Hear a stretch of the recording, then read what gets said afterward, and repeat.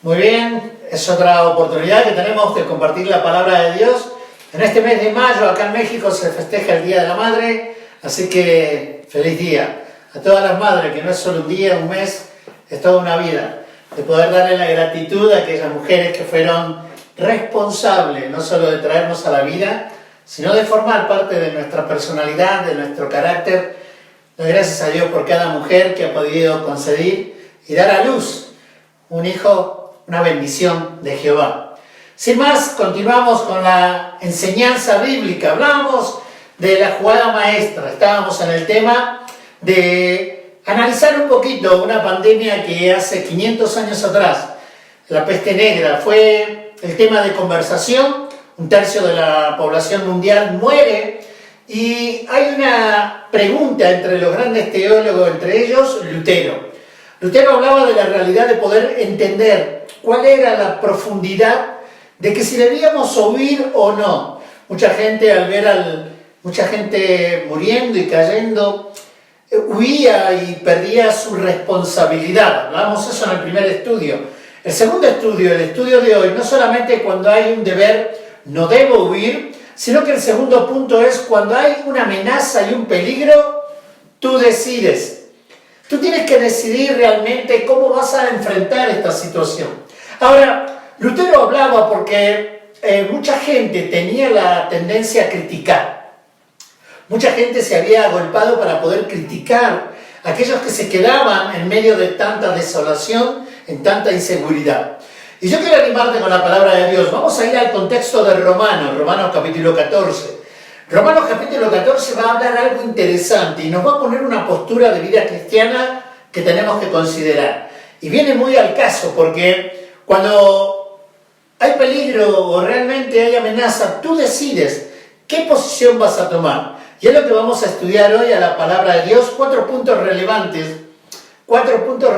que nos van a hacer considerar que tú tienes que tomar una decisión. Al fin y al cabo, eso es lo que Lutero les habló en ese tiempo en la pandemia y lo que hoy te quiero hablar a ti.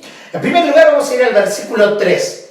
Y el versículo 3 de Romanos 14 dice de la siguiente manera: el que come no menosprecie al que no come, y el que no come no juzgue al que come, porque Dios le ha recibido. Qué interesante es la palabra de Dios. Hoy vamos a considerar 4 puntos para que tú puedas decidir correctamente. Cuando hay una amenaza, cuando hay peligro como el que estamos viviendo, en una de las semanas pico de Argentina, que ya está descendiendo un poco, en esta semana de México, que estamos en la parte más alta de lo que podría ser el contagio, estamos orando, pero realmente cada uno decide qué postura va a tomar. Yo en primer lugar le puse: el Señor provoca lo que pasa en tu corazón. Me encanta la palabra que dice el versículo 3, no menosprecies porque el Señor lo ha recibido. ¿Qué ha recibido? Una ofrenda agradable. Cuando tú decides agradar a Dios o decides dárselo a Dios, cualquiera de tus decisiones. Por eso dice el Señor, entre ustedes no menosprecien la decisión que cada quien tome. ¿Por qué? Porque en primer lugar, Dios le ha recibido. Filipenses, Pablo, no solamente acá en Romanos, sino en el libro del gozo, Filipenses capítulo 2, versículo 13, dice: porque Dios es el que en vosotros produce, escucha esta palabra, produce así el querer como el hacer por su buena voluntad. El querer es un sentimiento que te lleva a tomar una decisión o no. Esa es la realidad. Cuando una persona está llena de Dios, es una alabanza, un tributo, es una ofrenda que constantemente se derrama para Dios. Por eso las personas en ese tiempo, acuérdate, Lutero estaba con su esposa embarazada, su hijo que no quería comer, y sin embargo fue una persona que se entregó a servir a los demás. Hoy Dios nos quiere desafiar. Y te voy a hacer una pregunta en el primer punto que pongo: el Señor provoca lo que pasa en tu corazón. ¿Qué es lo que provoca una decisión en tu vida? ¿Las redes sociales, la incertidumbre, un criterio equivocado o es Dios? Por eso es tan importante llegar a la base de lo que es tener una intimidad con Dios. La frase que siempre voy a usar y me gusta animar a las personas es: cuando tienes éxito en lo secreto, no te preocupes en lo público. Mira, nadie se prepara para lo que va a venir, pero cuando tú estás alimentándote de Dios, te estás preparando. Te estás preparando para que Dios produzca. ¿Produzca qué? Tanto el querer como el hacer de su buena voluntad. Esta palabra es importante, ¿sabes? Porque hoy vivimos en un mundo donde el criterio nos va a determinar nuestras decisiones. Si tú tienes un amplio criterio, tendrás una amplia opción de toma de decisiones que estarás en lo correcto. Pero sin embargo, en ese tiempo muchas personas estaban por lo que decían los demás, lo que querían los demás, lo que hacían los demás, y no una convicción propia, que es el segundo punto. Pero quiero animarte en algo. ¿Cómo estás en tu caudal de criterio? ¿Eres una persona que tiene realmente a Dios en tu mente? ¿La palabra de Dios fluye para que baje a tu corazón y puedas tener decisiones correctas en este momento? Porque esa es la jugada maestra. Mientras más nos llenemos de Dios, más podremos pensar como Dios, hablar como Dios, actuar como Dios. Ese es el plan. Hay un deporte oficial. Estaba hablando con amigos centroamericanos y norteamericanos y algunos decían que el deporte oficial mundial es el fútbol americano. Yo realmente me vine a enterar del fútbol americano cuando llegué a México, y otros en Sudamérica dicen que es el fútbol, el soccer. Yo quiero animarte en algo, ¿sabes? Grandes teólogos han caído y han redundado que el deporte mundial es la queja, la crítica. ¿Te has dado cuenta? ¿Has estado al lado de personas, o eres tú una persona que te vives quejando, que vives criticando? Pues en este momento el versículo 3 nos advierte: el que come no menosprecie, no critique, no se queje del que come, porque si come o no come, para Dios lo hace y Dios le ha recibido. Acuérdate que en el principio de la creación, en Génesis, hubo dos hermanos que ofrendaron a Dios. Sus ofrendas, unas llegaron y otras no. Para Dios una fue de olor fragante, la otra no. ¿Cómo está siendo tu ofrenda? ¿Cómo está siendo lo que tú haces? ¿Dios lo recibe? Hechos capítulo 10, Cornelio, ahí el Señor va a poner palabras en su vida y le dice: Cornelio, tus ofrendas han subido al Señor. Tus ofrendas han subido al Señor. Qué importante que es tener el criterio correcto de lo que Dios provoca en nuestro corazón, que llegue a Dios y no que realmente sea algo frívolo y terrenal. Segundo punto, dice acá también, no solamente el Señor provoca lo que pasa en nuestro corazón, sino que en segundo lugar dice: el Señor provoca lo que pasa en tus convicciones. En tus convicciones. Versículo 4 y versículo 5, dice la palabra de Dios en Romanos 14. Fíjate lo que dice: ¿tú quién eres que juzgas al criado ajeno?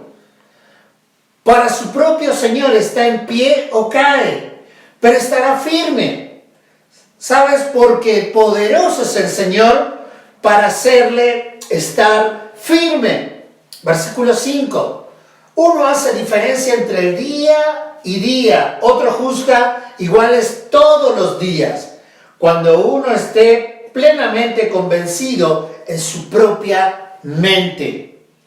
Por eso estoy hablando de este punto tan importante. En segundo lugar, el Señor provoca lo que pasa en tus convicciones.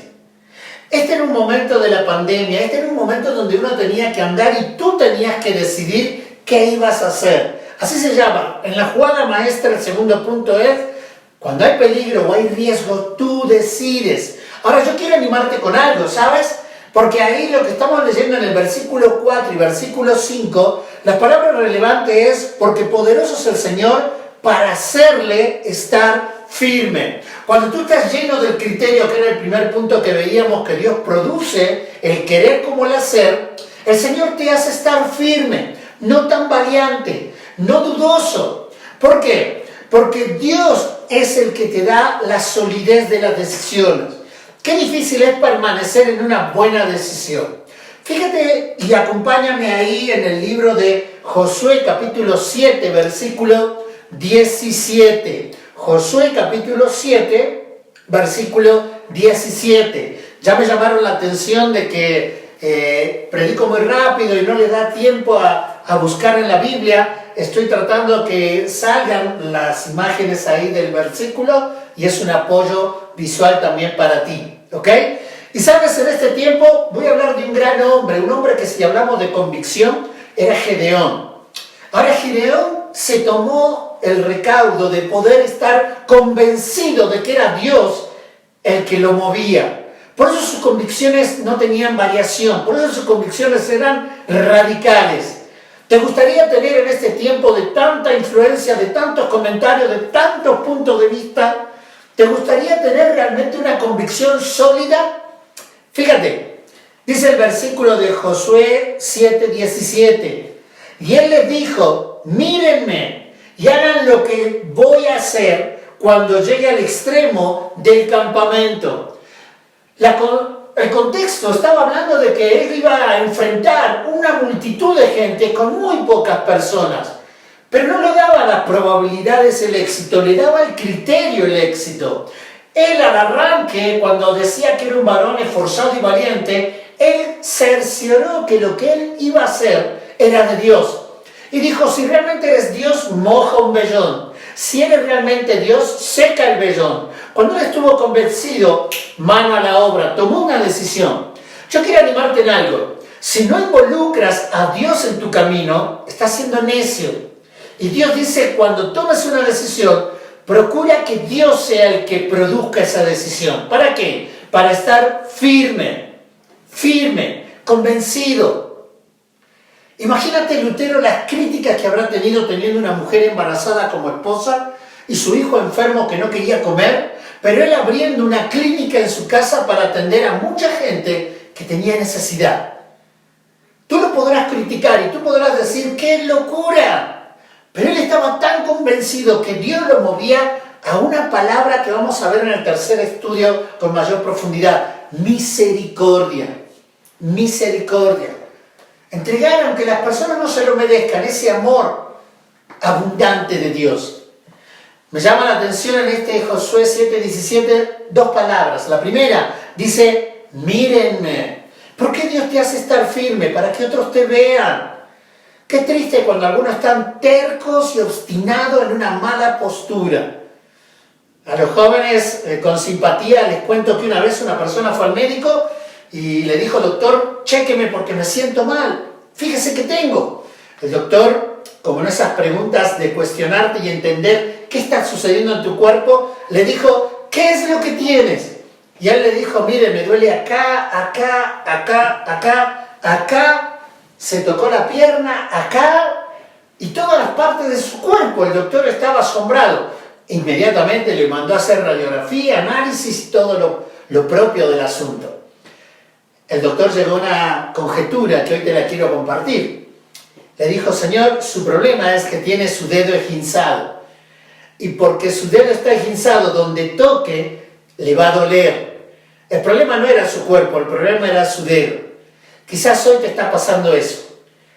Hoy tienes duda de lo que estás haciendo porque no produce de Dios, no viene de Dios. Hoy realmente eres una crítica que te quejas de todo. Y todo está mal, pero para un poquito y piensa, ¿no será que tú estás mal? ¿No será que tienes tu corazón esguinzado? Y que necesitas que el autor de la vida te enseñe algo. Tienes que tener convicciones para que otro te mire, como Gedeón la tenía. Segunda palabra que me llama la atención, hagan lo que voy a hacer. Él no esperaba que otros tomen la delantera, él no esperaba que los otros tomen un modelador, él era el modelador. Él decía, no voy a esperar que ustedes lo hagan, yo lo voy a hacer. Y les voy a mostrar lo que Dios me está susurrando al oído. Qué hermoso es tener una íntima comunión con Dios. Qué hermoso es ser guiado por Dios. Por eso el primer punto decía, el Señor provoca lo que pasa en tu corazón. Por eso tú decides, pero decide cuando Dios provoque algo en tu corazón. En segundo lugar, el Señor provoca lo que pasa en tu convicción. ¿Por qué? Porque es realmente Dios queriendo que muestres y hagas lo que Él te va guiando, con convicción. Dice ahí en Santiago capítulo 1, versículo 5, y si alguno de vosotros tiene falta de sabiduría, pídala a Dios, el cual da a todos abundantemente y sin reproche. ¿Sabes? Hay una palabra que me gusta, y le será dada, cuando tú pides la sabiduría. Pero pida con fe, no dudando nada, porque el que duda es semejante a las ondas del mar, que es arrastrada por el viento y echada de una parte a otra. No piense, pues, quien tal haga, que recibirá cosa alguna del Señor. He visto a lo largo del tiempo muchas personas que han entablado un camino de fe y han desertado. He visto muchas personas que han entablado un camino de compromiso familiar y han desertado. Yo quiero animarte con algo, ¿sabes? Porque Dios ha utilizado mucha gente que en el trayecto ha tomado malas decisiones. Pero dice la palabra de Dios que si te arrepientes, si te apartas de esa mala decisión, hallarás gracia. Qué hermoso mensaje el día de hoy que estamos estudiando la jugada maestra. En este punto clave, habíamos visto, si hay una responsabilidad, no debes huir. Hay un deber que cumplir. En el segundo lugar estamos hablando de algo tan importante. Cuando hay amenaza o peligro, tú decides. Pero cerciórate que tú decidas que tu corazón esté cargado de Dios. Que tus convicciones sean en Cristo. ¿Para qué? Para no ser como las olas del mar que son llevadas de un lado al otro. Porque el que tal hace no espere nada recibir de parte de Dios. Tercer punto. Y quiero profundizar un poquito más en la Escritura, porque Romanos, la base de nuestro estudio está en Romanos capítulo 14, y ya vimos el versículo 3, 4 y 5. Ahora vamos a ver el versículo 6. El versículo 6 dice así: el que hace caso del día, lo hace para el Señor. Y el que no hace caso del día, para el Señor no lo hace. ¿Sabes? Hay una parte que dice, el que come, para el Señor come, porque da gracias a Dios. Y el que no come, para el Señor no come, y da gracias a Dios. Imagínate, Lutero estaba en un momento difícil, porque había algunos que se juntaban, oraban, otros que iban y visitaban, otros que repartían despensa, otros que se juntaban a grabar un video para motivar bíblicamente a las personas, y otros que quedaban ocultos, escondidos en su casa. Mira, hay una realidad. Yo le puse acá el tercer punto. No solamente el Señor provoca lo que pasa en tu corazón, el Señor provoca lo que pasa en tus convicciones, sino que el Señor provoca lo que pasa cotidianamente. Cotidianamente. El Señor es una multitud de oportunidades y una majestuosa, multiforme serie de situaciones que tienes que aprovechar, que la tienes que ver. Llega un momento que el versículo 6 dice dos frases que me llaman la atención. Dice, lo hacen para el Señor y dan gracias al Señor. Mira, las grandes oportunidades pocas veces aparecen, pero las cotidianas a cada momento la tenemos. En cómo podemos brillar y ser parte del plan estratégico, de la jugada maestra de Dios. Por eso dice en primer lugar, lo hacen para el Señor. Te hago una pregunta, ¿lo que estás haciendo hoy, tu agenda diaria, es para el Señor? ¿Se ve que es para el Señor? ¿Cómo limpias, cómo atiendes, cómo escuchas, cómo trabajas en tu familia? ¿Es para el Señor?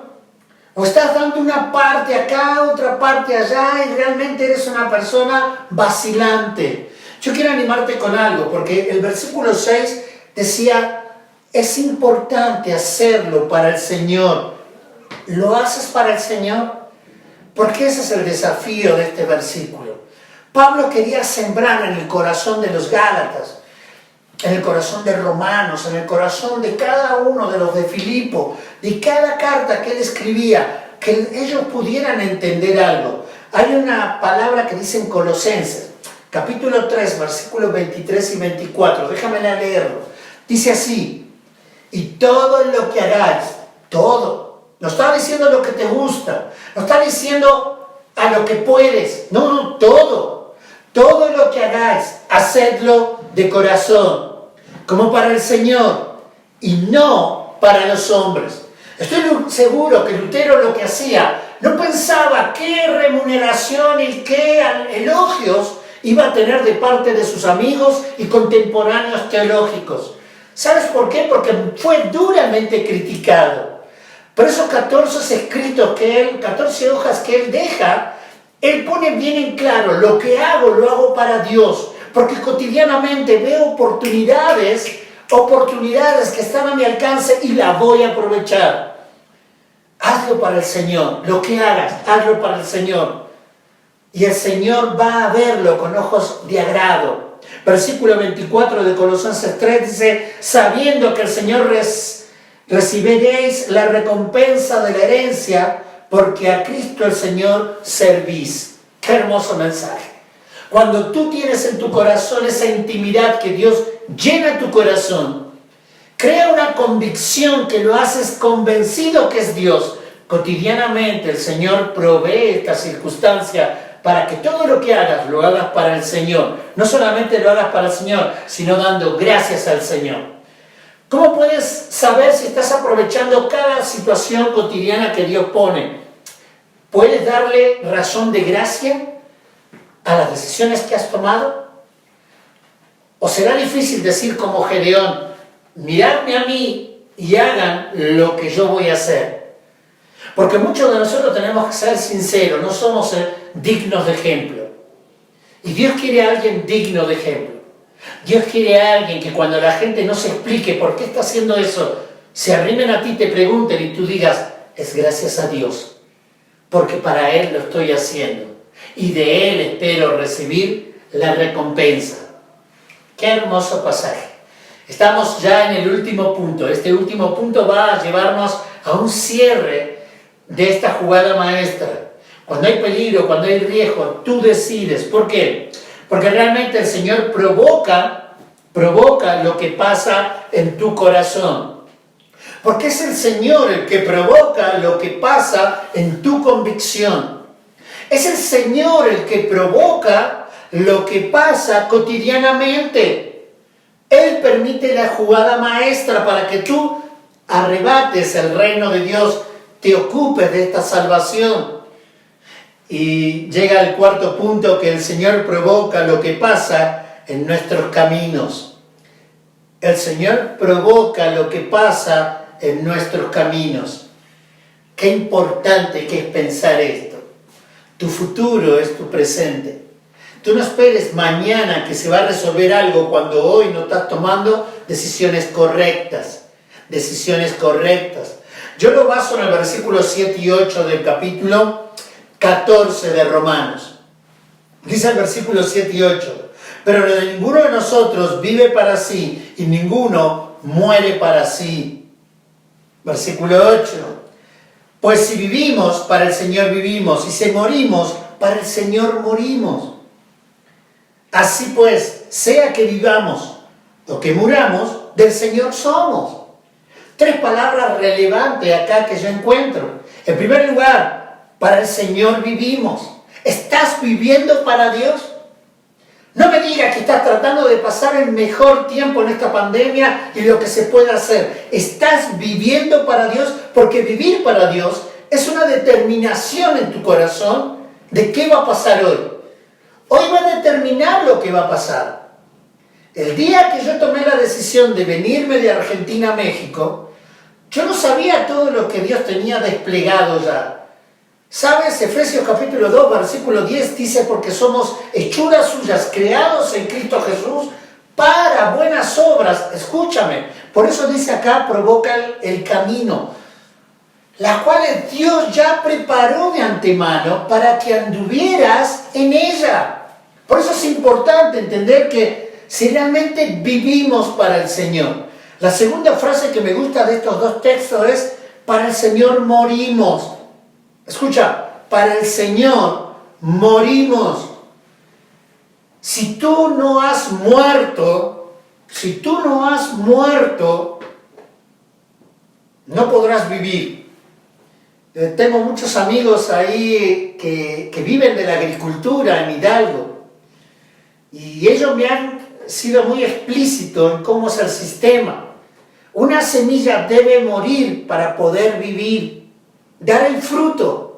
Hoy quizás tú como cristiano, como gente que conoce a Dios, no puedes dar el fruto porque no has muerto. Todavía viven tus derechos, tus decisiones, tus pensamientos, tu criterio y no Dios. Por eso la segunda frase me interesa. No solamente dice la primera frase, para el Señor vivimos, en segundo lugar, para el Señor morimos, sino que en tercer lugar, del Señor somos. Del Señor somos. ¿Cómo tiene realmente un criterio correcto todo este mensaje? Si somos del Señor. Si somos del Señor, vamos a entender que Él tiene que provocar en nosotros el querer como el hacer. Él tiene que provocar en nosotros una convicción de la vida cristiana que llevamos. Él tiene que provocar en nosotros, ¿sabes? Esas decisiones cotidianas que nosotros tenemos al alcance y tenemos que optar y decidir qué va a pasar, qué vamos a hacer. ¿En base a qué? En que el Señor provoca en nuestro camino este sentir, que si vivimos para el Señor vivimos, que si morimos para Él morimos, y que si realmente entendemos esta profundidad de criterio que es el tercero, porque del Señor somos. ¿Eres de Dios? ¿Eres de Dios? Porque hoy encuentro más que nunca personas convencidas y no convertidas a Cristo. Qué triste es encontrar una población de una iglesia abundante un domingo y ahora con la pandemia. Ni se reportan, ni ofrendan, ni hablan, ni oran, ni son parte de todo lo que está pasando. Yo quiero animarte con algo. Guardé una palabra donde había un criterio que el Señor tenía que acomodar. Y quiero desplazarme de este estudio para cerrarlo con esta hermosa ilustración. Voy a leer un texto bíblico y voy a dar una anécdota histórica universal, a nivel histórico. Y eso lo encontré en Lucas capítulo 12, versículo 13. Déjamelo leerlo. Dice, le dijo uno de la multitud, maestro, di a mi hermano que parta conmigo la herencia. Mas él le dijo, hombre, ¿quién me ha puesto sobre vosotros como juez? ¿Sí? ¿O partidor? Y le dijo, mirad, guardaos de toda avaricia, porque la vida del hombre no consiste en la abundancia de los bienes que posee. También le refirió una parábola diciendo, la heredad de un hombre rico había producido mucho, y él pensaba dentro de sí diciendo, ¿qué haré? Porque no tengo dónde guardar más mis frutos. Dijo, esto haré, derribaré mi granero y los edificaré mayores, y allí guardaré todos mis frutos y mis bienes. Versículos 19 y 20 nada más. Y diré a mi alma, alma, muchos bienes tienes guardado para muchos años. Reposa, come, bebe y regocíjate. Y el versículo 20 dice, pero Dios le dijo, necio, necio, esta noche vienen a pedir tu alma y lo que has provisto, ¿de quién será? Qué interesante, ¿no? Hoy nuestra gran preocupación es de qué vamos a vivir, cuándo vamos a viajar, cuándo vamos a comprar, cuándo vamos a hacer lo que tenemos planeado. Y acá le dice necio. ¿Sabes qué es la palabra necio en la Biblia? Aquel que no considera en su decisión a Dios y a Dios lo deja fuera. Espero que no te pase. Porque dice acá en una anécdota a nivel universal, mundial, hablando de un gran líder que tomaba decisiones importantes, se llamaba Alejandro Magno. Alejandro Magno. Este Alejandro Magno nació en el 353 y en el 323 antes que Cristo. Rey de Macedonia, conquistador del imperio persa. Y se habla de los 3 últimos deseos que Alejandro tuvo. Y Alejandro dijo así, mi primer deseo es que los médicos más célebres y contemporáneos de este tiempo carguen mi ataúd. ¿Sabes para qué? Para que me lleven a enterrar. Mi segundo deseo es que sus tesoros fueran esparcidos mientras él viajaba en esa ceremonia que se acostumbraba a llevar el cajón o el cuerpo hasta el entierro. Y en tercer lugar, el deseo de Alejandro Magno fue que sus manos estuvieran fuera de su ataúd, equilibradamente para que la gente pueda observarla. Claro, inmediatamente cuando él emitió sus 3 deseos, dice la anécdota, que uno de sus coroneles, uno de sus generales más allegado le dijo: Alejandro, explícame lo que has hecho, ¿por qué esos 3 deseos? Y Alejandro le dijo: mira, en mi decisión está implícito que en primer lugar los doctores me lleven, para que quede claro algo: no hay ciencia, no hay alguien en este mundo que pueda enfrentar la muerte y solucionarla. Que quede claro. En segundo lugar, que vayan esparciendo todo lo que yo tengo, lo material, porque ni la plata, ni el oro, ni lo que traemos acá lo podremos llevar. Y en tercer lugar, quiero que mis manos queden afuera, porque así será. Sin nada vine y nada me podré llevar. Alejandro no estaba muy afuera de este estudio. Tú decides. ¿Estás haciendo tesoro donde la polilla y el orín no corrompen o donde ladrones minan y hurtan? Cuando hay problema y dificultad, tú decides. ¿Ya decidiste? ¿Qué decisión, iglesia, vas a tomar? ¿Qué decisión tienes que corregir? Acuérdate, procura que cada decisión en tu criterio, Dios sea el que produzca en tu corazón el querer como el hacer de su buena voluntad. Que Dios sea en segundo lugar el que cree conforme una convicción en tu vida. En tercer lugar, que Dios pueda ser aquella persona que cotidianamente te acerque esas pequeñas pero grandes oportunidades.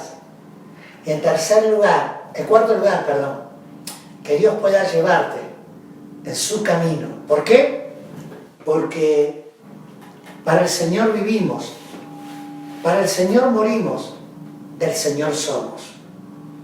Que Dios pueda bendecir tu palabra, su palabra, y que pueda ser de ánimo en este estudio que hoy te quise compartir. ¿Oramos? Padre amado Dios, gracias. Gracias por tu palabra. En la jugada maestra, tú me estás dando a elegir. ¿Qué decisión voy a tomar? Y Dios, yo sé que si tú cargas mi mente con tu palabra, vendrán buenas decisiones. Porque tú cargas mi corazón, cargas mi convicción, cargas cotidianamente lo que yo tengo que elegir, porque tú te encargas de mi camino.